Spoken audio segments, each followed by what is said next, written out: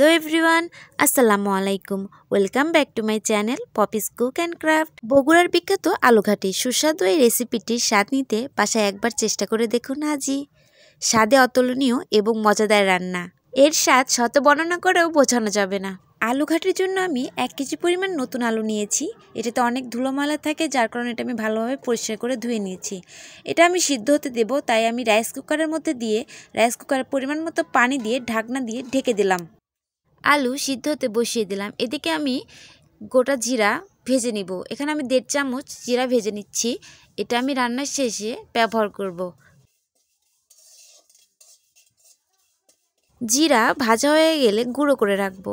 এদিকে কড়াইতে সামান্য তেল দিয়ে পেঁয়াজ বেরেস্তা করে নিব।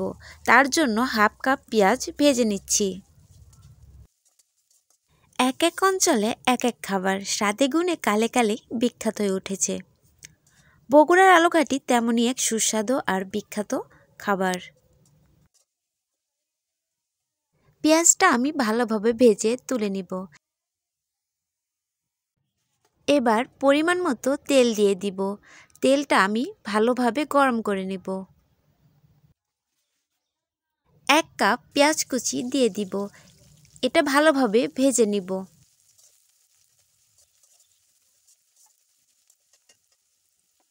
পেঁয়াজটা হালকা ভেজে নিয়ে এবার এর মধ্যে দিয়ে দিব রসুন কুচি। এখানে আমি 1/2 কাপ রসুন কুচি দিয়েছি, কিছুটা ছেঁচে দিয়েছি। 6টা কাঁচামরিচ আমি ফালি করে দিয়েছি।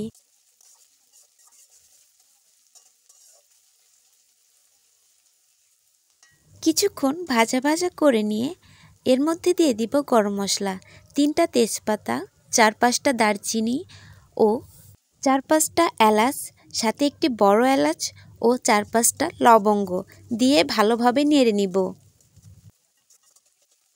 ভিডিওটি বড় হয়ে যাবে, এই জন্য আমি এটার স্পিড বাড়িয়ে দিয়েছি। অন্যদিকে আমার আলু সিদ্ধ হয়ে গেছে। আমি আলু খোসা ছাড়িয়ে ভালোভাবে ম্যাশ করে রাখবো। এদিকে আমি দিয়ে দিচ্ছি আদা বাটা ও জিরা বাটা।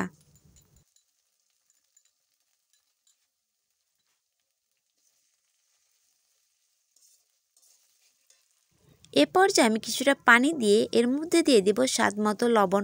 আমি পরে আবার লবণ চেক করে লবণ দিব। দিয়ে দিব 1 চামচ হলুদ গুঁড়ো, সাথে দিয়ে দিব 1 চামচ মরিচ গুঁড়ো, 1 চামচ ধনিয়া গুঁড়ো। আমি 1 চামচ মরিচ গুঁড়ো দেওয়ার কারণ আমি এখানে কাঁচা মরিচ ব্যবহার করেছি, তাই আমি 1 চামচই মরিচ গুঁড়ো ব্যবহার করেছি, নয়তো ঝালটা বেশি হয়ে যাবে। এ পর্যায়ে আমি মশলাটা ভালোভাবে কষিয়ে নিব, তাহলে মশলার কাঁচা গন্ধটা থাকবে না। যতক্ষণ না মশলা থেকে তেল উপরে উঠছে, কিছুটা পানি দিয়ে ভালো করে আমি কষিয়ে নিব। হ্যালো বন্ধুরা, আপনি যদি আমার চ্যানেলে নতুন দর্শক হয়ে থাকেন তাহলে অবশ্যই চ্যানেলটি সাবস্ক্রাইব করবেন এবং পাশে থাকা বেল আইকনে প্রেস করে রাখবেন, তাহলে আমার পরবর্তী যে কোনো নতুন ভিডিওর নোটিফিকেশন সাথে সাথে পেয়ে যাবেন। সবসময় চেষ্টা করব সহজভাবে রেসিপিগুলো দেওয়ার।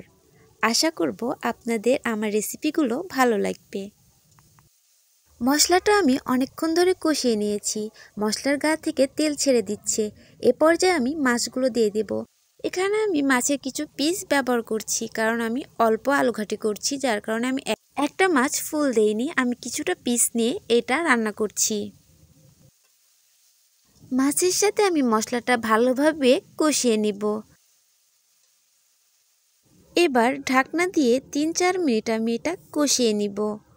ফিরে আসছি 3-4 মিনিট পর। ঢাকনা খুলে এবার আমি ভালোভাবে নেড়ে চেড়ে মিশিয়ে দিব। এভাবেই আমি 10 মিনিটের মতো ঢেকে মাছটা কষিয়ে নিয়েছি।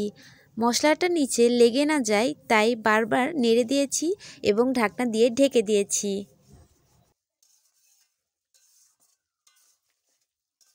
আলুঘাটির উপকরণগুলো আমি ডিসক্রিপশনে লিখে দিব। পরিবারের 4 জন সদস্যের জন্য এটা পারফেক্ট। আমি অনেকটা সময় নিয়ে এটা ভালোভাবে কষিয়ে নিয়েছি। অনেকে বলে আলুঘাটি করতে এত কিসের সময় লাগে। এই আলু ঘাটিতে একটু সময় বেশি লাগে। মাছটা ভালোভাবে কষানো শেষে আলু ম্যাশ করে সামান্য পানি দিয়ে গুলিয়ে রেখেছিলাম, সেটা দিয়ে এখন চুলার জালটা বাড়িয়ে এটা ভালোভাবে রান্না হতে দিব। এ পর্যায়ে ঘাটিটা ভালোভাবে নাড়তে হবে, কারণ নিচে লেগে যেতে পারে।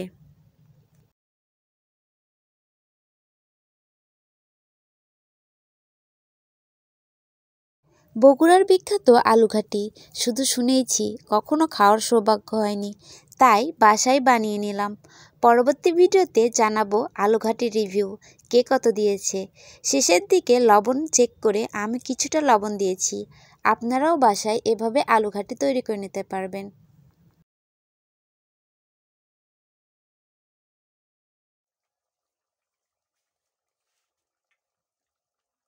এ পর্যায়ে আমি দিয়ে দিব ভাজা জিরা গুঁড়ো। এখানে 2 চামচ ভাজা জিরা গুঁড়ো দিয়ে দিয়েছি। এবার আমি এটা ভালোভাবে নেড়ে চেড়ে আরও কিছুক্ষণ রান্না করব।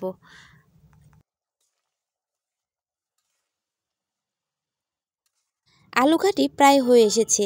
এবার এটা আমি নামিয়ে নিব, কারণ ঠান্ডা হলে আলুঘাটি আরও কিছুটা ঘন হয়ে যাবে।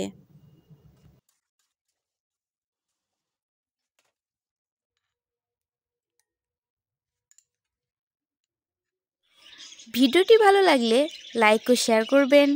আপনাদের মাঝে সহজ ও নতুন কোনো রেসিপি নিয়ে আবার আসব। সেই পর্যন্ত ভালো থাকবেন, সুস্থ থাকবেন। ধন্যবাদ।